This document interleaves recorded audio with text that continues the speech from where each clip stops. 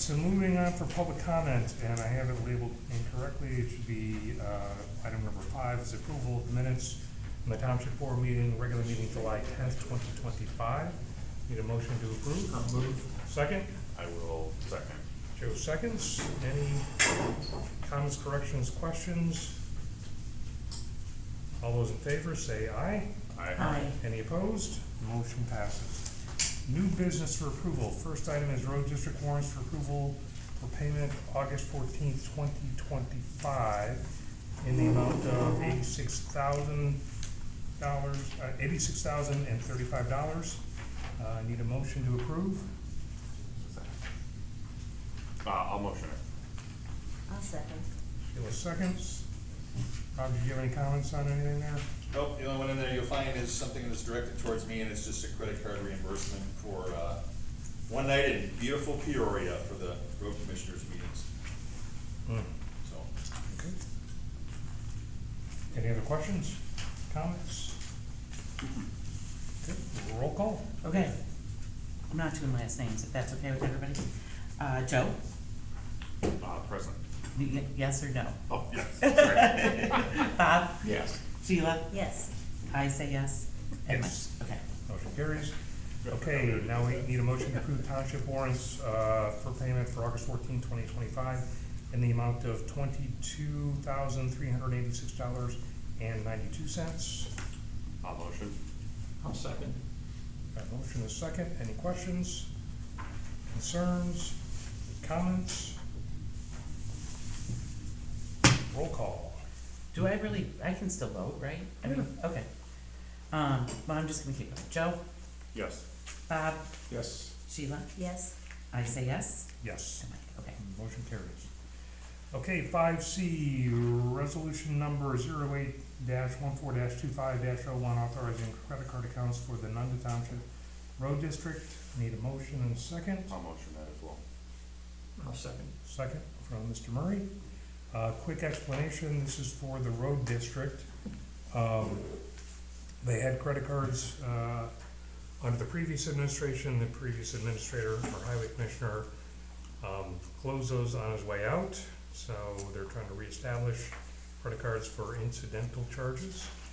And this was simply a requirement from the issuing bank that we pass this in our meeting.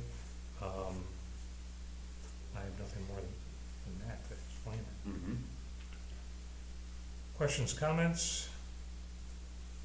Let's do a roll call. Okay. Joe? Yes. Bob? Yes. Sheila? Yes. I say yes. Yes. Okay. Okay.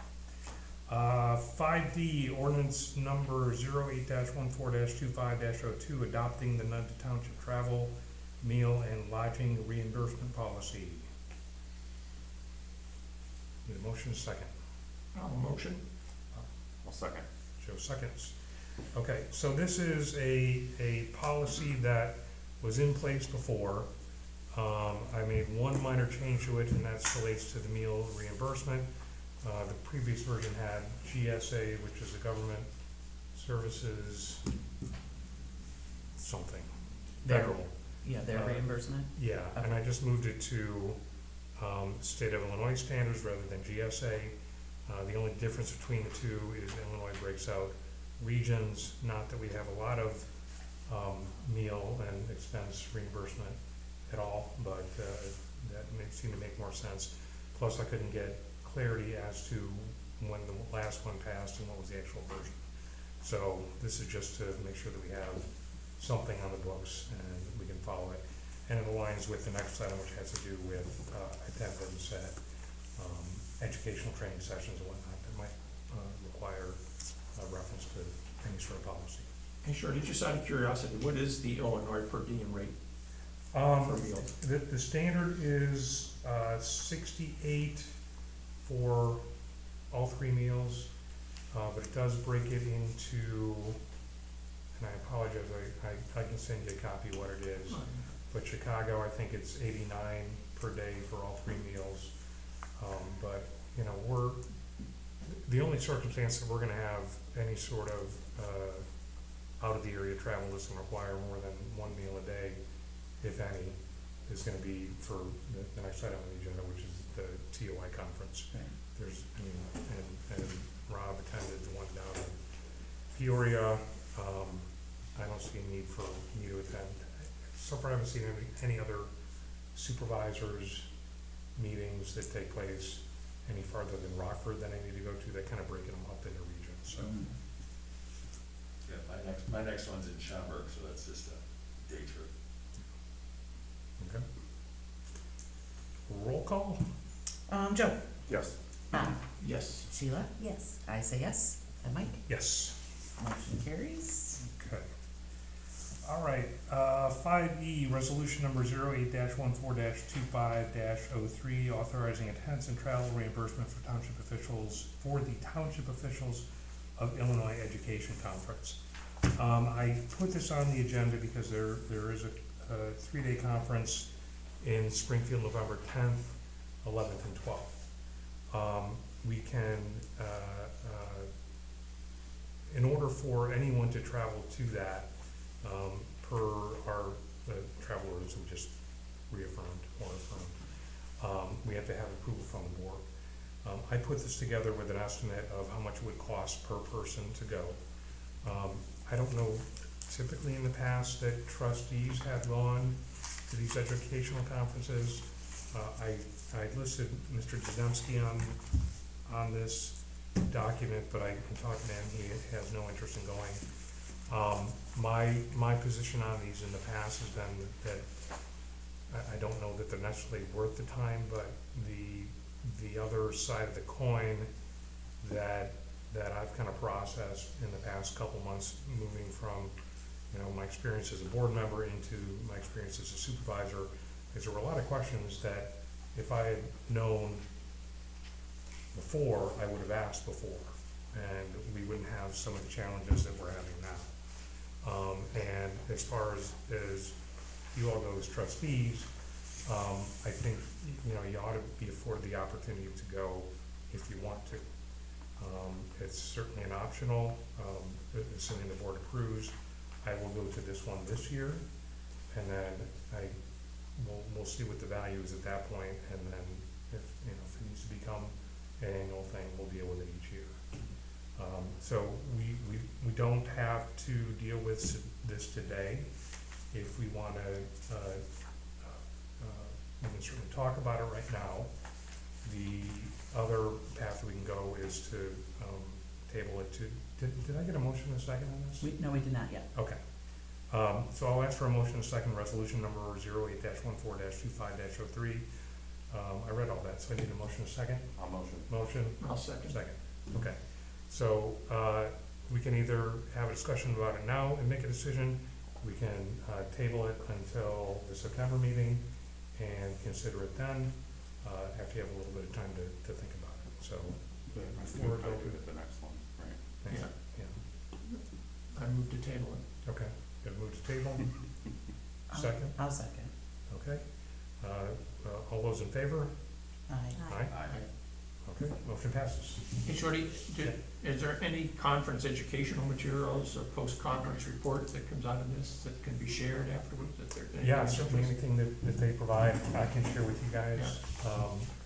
There are, and I'll cover in my supervisor's report, there are other educational opportunities. There's one in Rockford, that's just a one-day educational workshop that you can certainly attend. And I attended one that was sponsored by the Supervisors and Clerks Division a couple months ago in Rockford, and it was informative.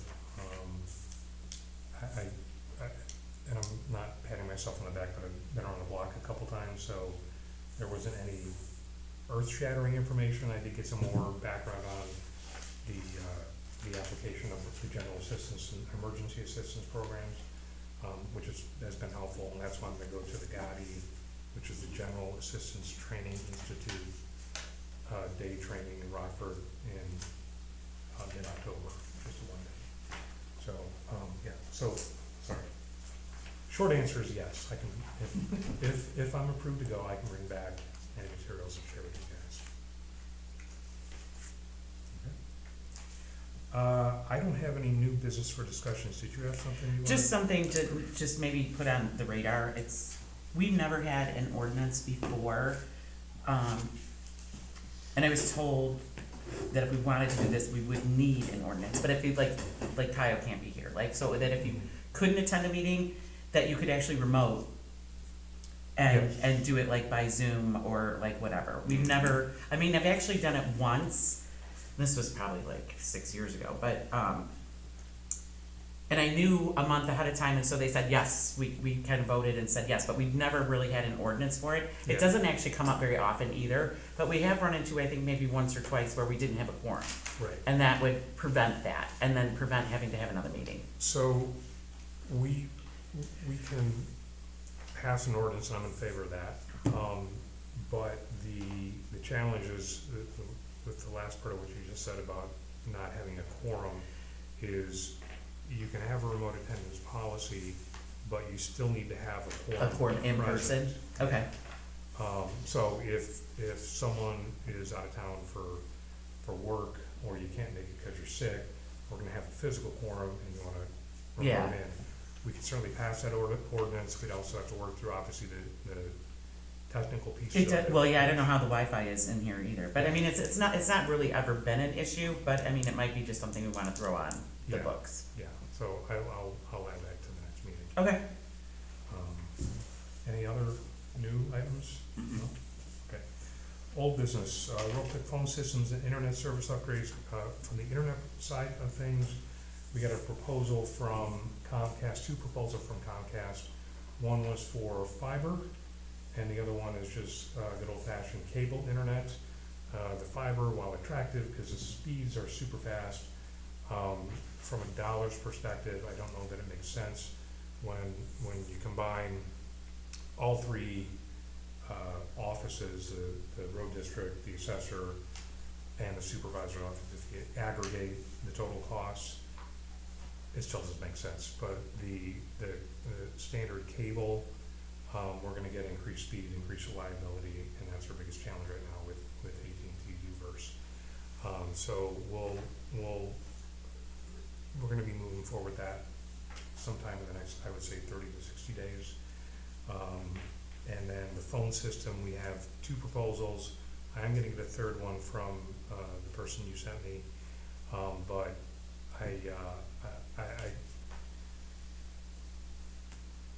I really think we're in a place where Mark went ahead and had Clarity, which is one of the proposals I have, installed their service a couple of years ago. And again, trying to pursue the idea of having as much continuity as possible between all three offices. It's probably gonna make the most sense to go with that unless there's an overriding reason and we can get Mark to agree to switch over to some other provider. The proposal that we received from Comcast for the phone system, it was for my office, a wash. For Mark's office, it would be an increase in cost, and it would be a savings for the road district, but Clarity's, their cost per line is $10 less than Comcast. It's not a big number, but, let's be as frugal as possible. Plus, we have the experience with Mark upstairs. He's had Clarity's service for a couple of years, and it works, so he swears by it. Anita Sherwood Park, I intended to have a walkthrough at this meeting, but I didn't get it together in time, so we'll, Mike? yes. They have to know that there is no communication between office to office, intercommunication by phone.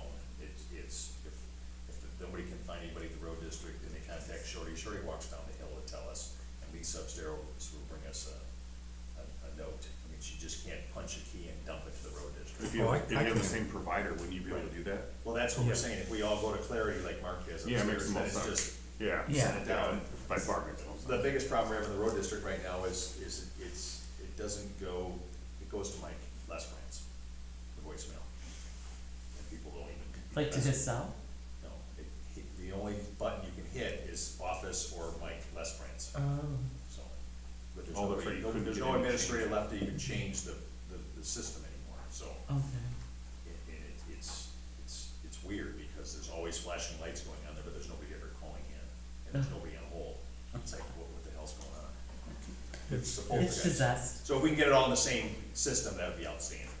yeah, it's clunky, but it doesn't operate the way it should. No. There's no fixing. So the Sherwood Park, what I'm gonna do, next meeting is have everyone, I think I'll start the meeting at, say, 5:30 or 6. We'll do a walkthrough out there. I gotta see when the sun sets. I think we'll be okay. But do a walkthrough and then bring it back here to have a discussion about it. And ostensibly, it's a 40-acre piece of property. I feel like you can stop by and walk it anytime you want. It's just, what are we gonna do with it? Because right now it's pretty much the neighbors maintaining, which is fine, but there are drainage issues, and, you know, we have to decide what we're gonna do with it, if anything, going forward. And then office consolidation, I've had a couple brief conversations with Assessor Dzemski, and we're gonna continue to have those conversations and move forward with that faster here as we get into the end of the year. As far as my supervisor's report, I'll just give you the highlights. I already talked about the educational sessions, internet phone systems we talked about, QuickBooks consolidation, and also the moving of the bank accounts from Wakanda Community Bank, which is actually Libertyville Community Bank, to Home State Bank. We're meeting with Home State Bank tomorrow, and I'm bringing in our accountant who's also working on a QuickBooks consolidation project to make the platform workable.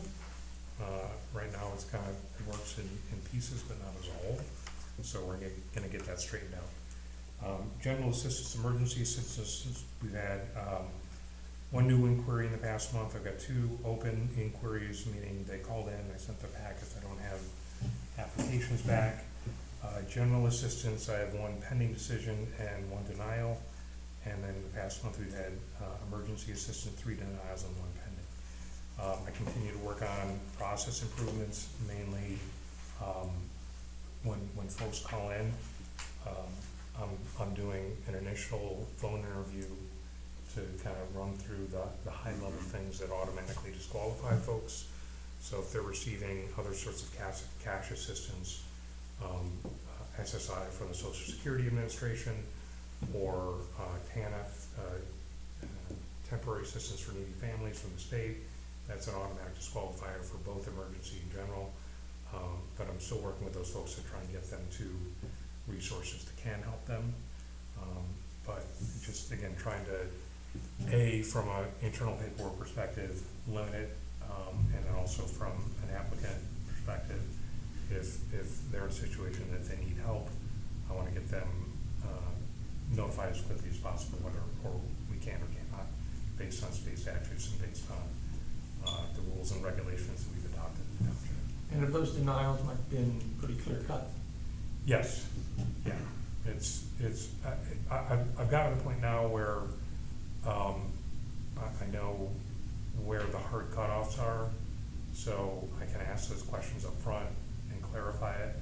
When I'm not sure, I've got a real good resource in Cal that I can call up, and I'm to the point where when I call her, I say, okay, here's the quick synopsis, here's what I think I should do, and I write.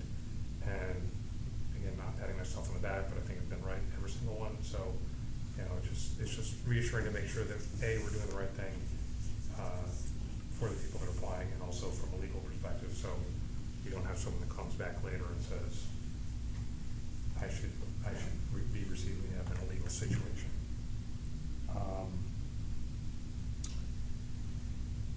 FOIA OMA training, if you haven't done it, you've got until the 19th. Kyle should have sent an email last week with a link to it. It's a very text-heavy, click-through, bunch of slides. There's quizzes in between, which they don't actually grade. So I was able to get through it in about 20 minutes. She Sheila thinks that I read too fast. I was more like 30, 40, I didn't do it yet. but I did mine today. But it took me longer. Yeah. You're much quicker. Okay. Well, what can I say? I'll try and beat your record. Yeah. Let me know when 20 it for works. both of us, that's right. The website isn't fast to respond. That's part of the problem. Joe, is it all the above? Is that the most common one? Yeah, it's just easier that way. See, Cemetery Board, correction from the appointment resolution that we put through last month after clarifying it with the attorney and TOI. The terms are 2 years instead of 3, so all 3 board members' terms will expire July 31st, 2025.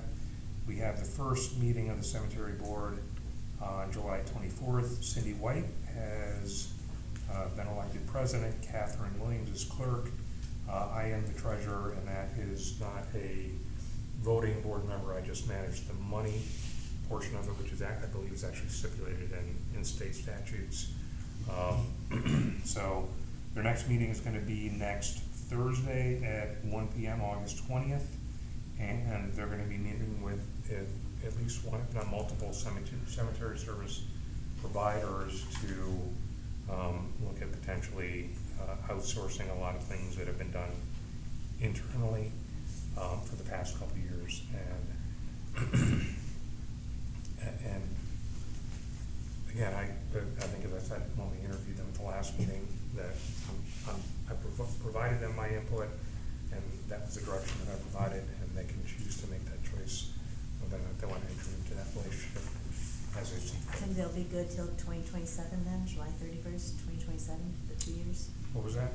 They'll be good for the next 2 years, it says will 27, end July yes, 31st, thank you. 2025. I appreciate that, yes, you're correct. I was gonna say it expired already. No, they did Yeah, not. I wasn't sure if Bye we- bye. that meant Yeah, the old that was ones, short and sweet. the old ones that we didn't have. I did note here that after that meeting, I identified 2 payments from the cemetery accounts that were not logged into QuickBooks.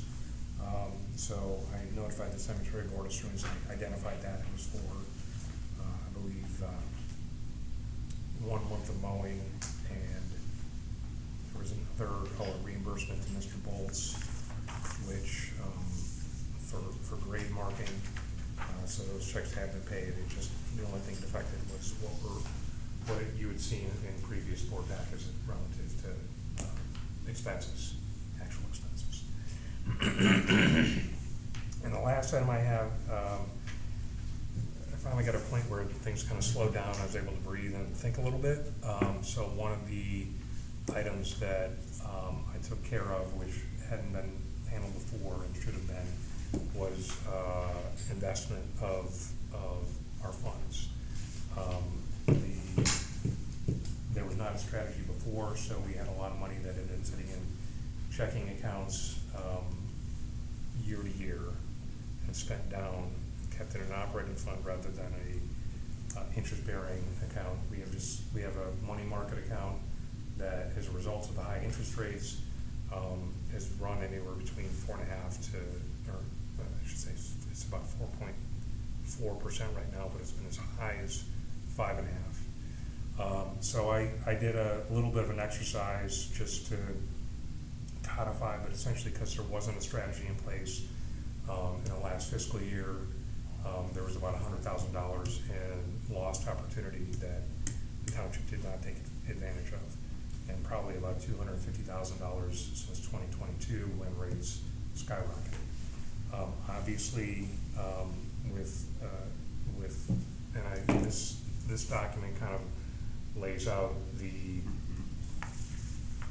a hypothetical is if there had been a strategy that said we're going to keep a base amount of $50,000 in the town checking account, I believe $100,000 in the road district and $5,000 in the cemetery, and then transfer funds from the money market into the checking account as we pay bills, as we incur payroll costs.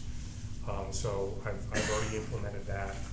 I've done a base level move. I haven't gone to the full bore limits that I have in the hypothetical, but I'm gonna be doing that after we pay this meeting's bills and payroll next week. I'll knock it down to those levels and then maintain it going forward. I also had a preliminary meeting with County Treasurer Donna Kurtz, because there are some additional opportunities that we can take advantage of with funds to potentially have additional gain from those. She's obviously the county has a lot more money to manage, but she's been very successful in working with money managers in smart, safe investments to take advantage of the high interest rates that we have right now. Obviously, all that can change in a 6-month period, depending on what takes place in the federal government. But while they're there, at least we should be maximizing the funds that we have. So, What does MMDA stand for? money market, Demand account, sure, it is. I'll go with that. All right. And you were able to get the interest knocked down from that credit card? Yes, so the credit card payments that were due to the road district that we passed the resolution on at the last meeting, I called up the credit card company, they waived the late fees and they waived the last month of interest under the condition that I provide them ACH payment immediately done, and so all that's taken care of. Nice. And do we know what the thinking was in the past, not to use interest-bearing accounts? I actually thought they did. They had the interest-bearing accounts, they just never moved or managed the money into Put the them. money into it. If you look at, Seems like quite the oversight, given the Yeah. dollars. yeah, yes. How much did you move the other last week? So,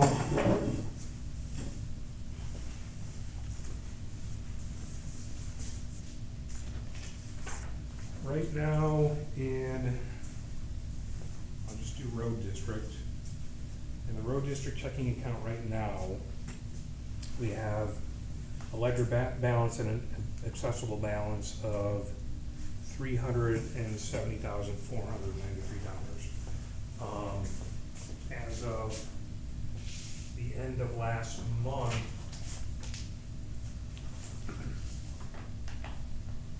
there was an end balance in that same account of 1.7 million roughly. So I moved over 1.4 million into money market. Yeah. So, and again, once we get through these Oh, bills. so it's more than just the reserves that are in those accounts, and then, okay, so Yeah. you're transferring as much as you possibly can, and then Right. pulling it only as Bringing it needed. back. Yeah. Okay, Yeah. So, well, I'll keep you apprised of that.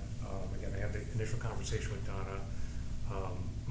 My walk away from that was to build a month-to-month budget, see how much money, we can put away in a 6-month or 9-month investment.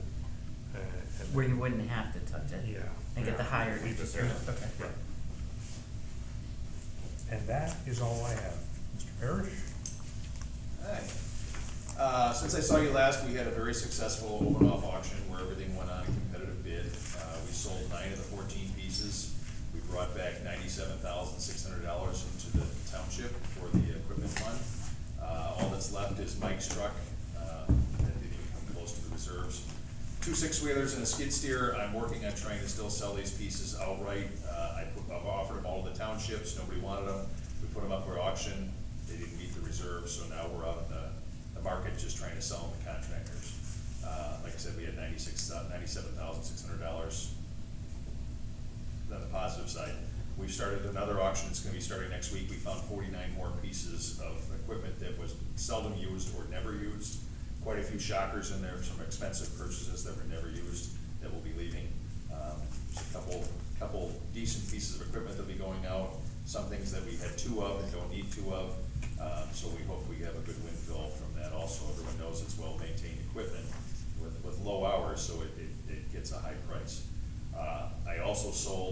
consignment, the very unused grader we've had for the last 13 years. Mr. Kopsel paid $130,000 for it, and I sold it for $118,000, so we did all right. So I have $105,000 sitting at Westside Tractor, who sold it for me after the consignment fees, sitting there on balance as credit to possibly buy a skid steer or something else. We did run out the Westside Tractor. The boys told me the most important piece of equipment the township owns are the loaders. Loaders go out in all the emergencies. Loaders work all night in the snow. They are the integral part of the road district. They're the most essential machines that we have. I never thought about it like that, coming from an asphalt side of life, that there were more important things than that, but we've all decided that was the most important thing. So we went out looking to replace one of the loaders. New ones were $271,000.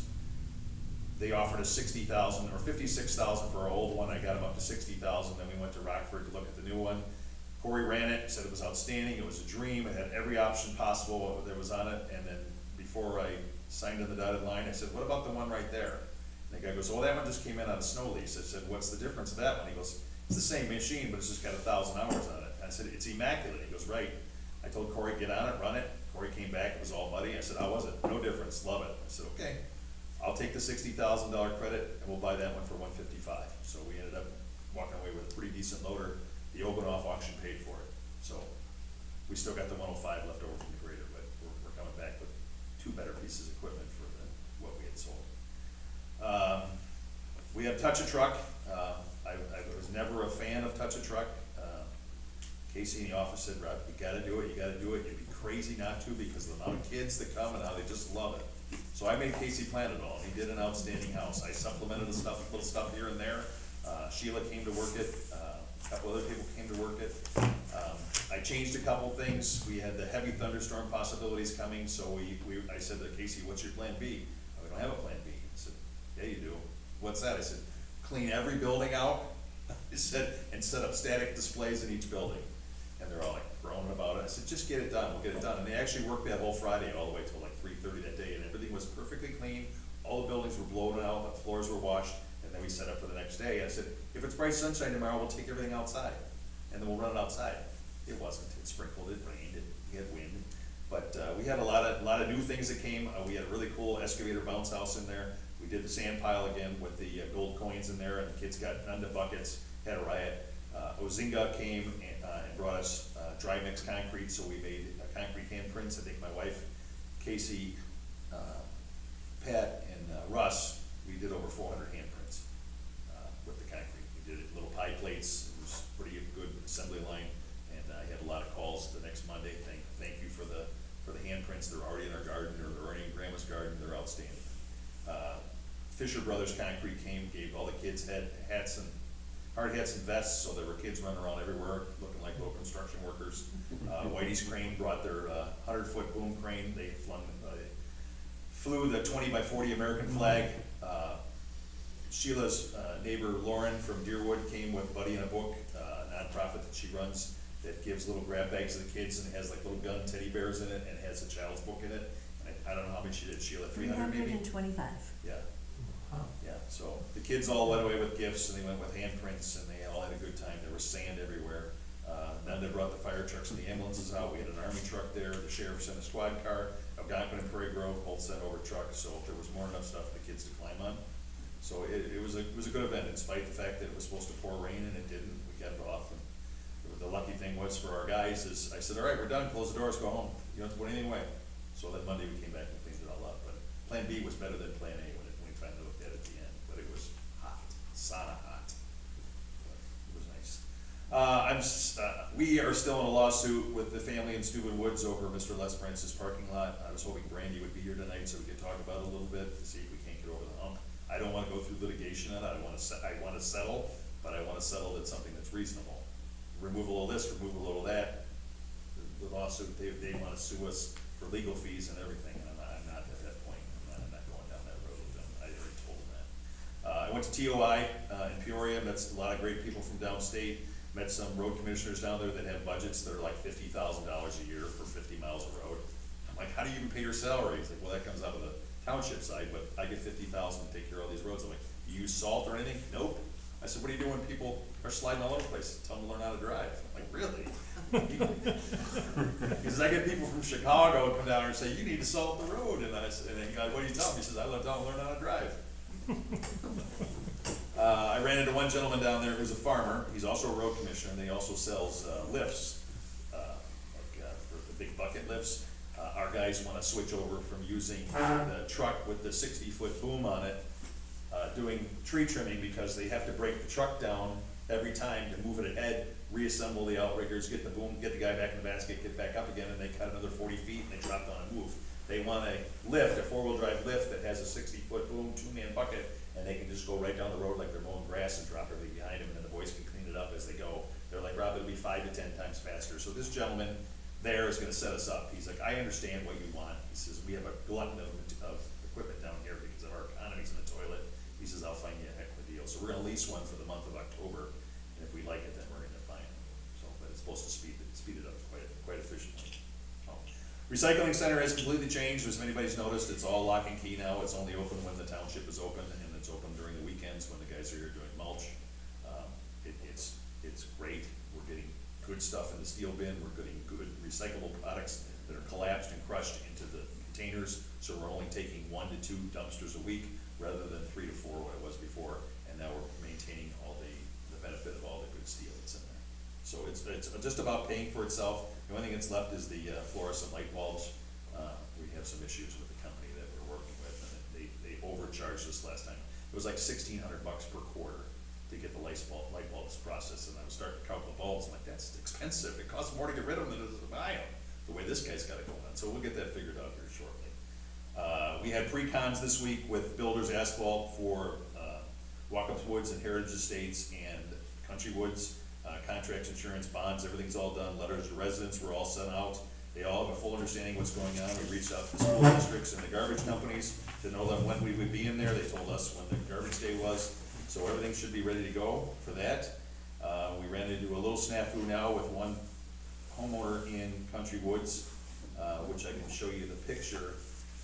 Country Woods is a private subdivision, and most of those lots extend out into the middle of the road, and when they first developed that place, those were just goat trails between house and house. Well, eventually they became roads. Well, so now some of these people still have pins that go out in the middle of the road, and we have one gentleman that wants us to cease and desist before we get a resolution, because he doesn't want aggregate shoulders on the side of his road. If you see, his pin is all the way out in the middle of the road. Yeah. But he doesn't want aggregate on the side of the shoulder on his part of the road, but the code says that something has to back up to that. See how his parcel's out in the middle of the road there?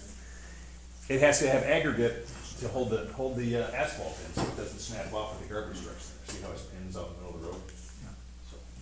So we're dealing with him. Matt from, who was the head of the homeowner association, is here tonight. And we were hoping to have a discussion with Randy how to get past this, because we have a great deal on asphalt right now, and we don't want to lose that opportunity. I'm sure you guys know how it works in that crazy subdivision.